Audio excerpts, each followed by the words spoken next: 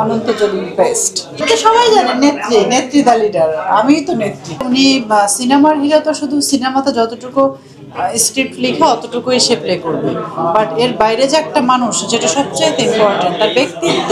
তো সেই জায়গায় থেকে আমি মনে করবো আমার husband best, Ananta Jalil best.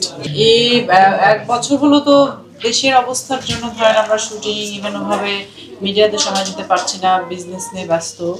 আর তার আগেও ধরেন বিভিন্ন রকম কিছু ছিল, ম্যানেজমেন্টের বিষয় আছে, কারণ এখানে অনেক বড় বড় শিল্পীরা আছে, তাদের আসলে শিডিউলগুলো মিলানো খুব ঝামেলা হয়ে যাচ্ছে। ইন্ডিয়ান যারা আছে এবং টার্কিশ যারা আছে, সব কিছু মিলিয়ে। তবে আমার কাছে মনে হচ্ছে যে আসলে এখন নেত্রী দা লিডারের শুটিংটা তাড়াতাড়ি শেষ করা উচিত, কারণ অনেক 2টা শিল্পী অলরেডি মারা গেছে আমাদের শুটিং এর যারা ছিল, মানে এমনিতেই, কারণ অনেকদিন হয়ে গেছে না, কে কখন মারা যাবে এটা তো আল্লাহ তাআলা ছাড়া কেউ জানে না, আর কখন সময় শেষ হয়ে যাবে। আর প্লাস হচ্ছে সিমরিন লুবাবাকে তো সবাই চিনেন, সিমরিনও তো বড় হয়ে যাচ্ছে মাশাআল্লাহ।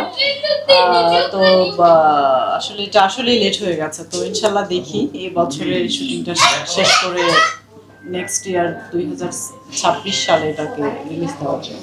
আমরা হচ্ছে সিনেমাটাকে সুন্দর দেখানোর জন্য, স্ক্রিনে সুন্দর দেখাবে এটার জন্যই নেই, কারণ আসলে অনেক ক্যারেক্টার আসলে ডিমান্ড করে যে এই টাইপের আর্টিস্ট আমার দরকার।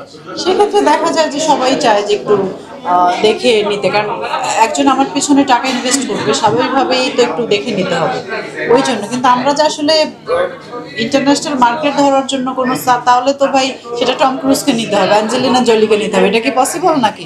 ওই টম ক্রুজ আর আমরা কই বাংলাদেশে কোনায় পড়ে আছি। এই সিনেমায় বর্ষা আপুকে কোন চরিত্রে আমরা দেখতে পাই? এটা সবাই জানে, নেত্রী দা লিডার, আমিই তো নেত্রী।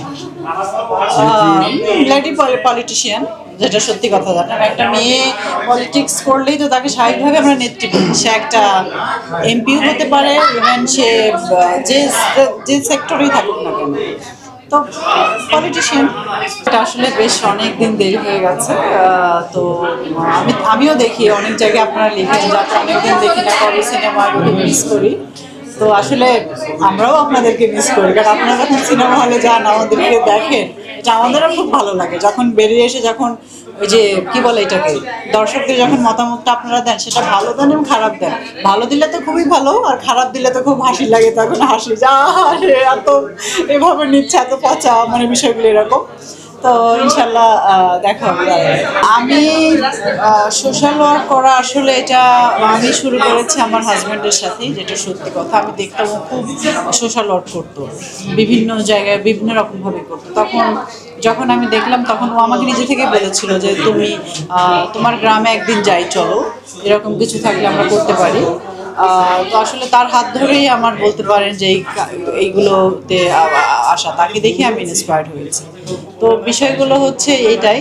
তো আমার কাছে মনে হয় যে ভাই, আমার কাছে যতটুকু আছে, হয়তো আমি 10টা মানুষকে হ্যাপি করতে পারবো না, বাট আমি চাই যে প্রপারলি একজন দুজনের সাথে সম্পর্কটা, বা একজন দুজনের পাশে গিয়ে মানে একদম সঠিকভাবে দাঁড়াতে পারলেও ভালো। আসলে উনি সিনেমার হিরো তো শুধু সিনেমাতে যতটুকু স্ক্রিপ্ট লিখে অতটুকুই সে প্লে করবে, বাট এর বাইরে যে একটা মানুষ, যেটা সবচেয়ে ইম্পর্টেন্ট, তার ব্যক্তিত্ব। তো সেই জায়গায় থেকে আমি মনে করবো আমার husband best, Ananta Jalil best. যখন এই কমপ্লিমেন্টটা মানুষ দেয়, তখন আপনার অনুভূতি দেখতে বলুন। সেটাই তো বলছি, এটা তো অনেক ভালো লাগে। আর সবচেয়ে বড় কথা, আমি তার সাথে থাকি, তার সাথে আমার পথ চলা 17 বছর।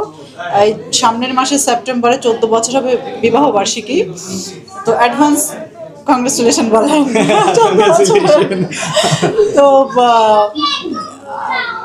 আমি তো জানি যে উনি কেমন, আমার সন্তানের বাবা, আমার হাজব্যান্ড। আমার কাছে মনে হয় যে আমি জানি না আর কে কেমন আছে, আমার কাছে বেস্ট আমার হাজব্যান্ড।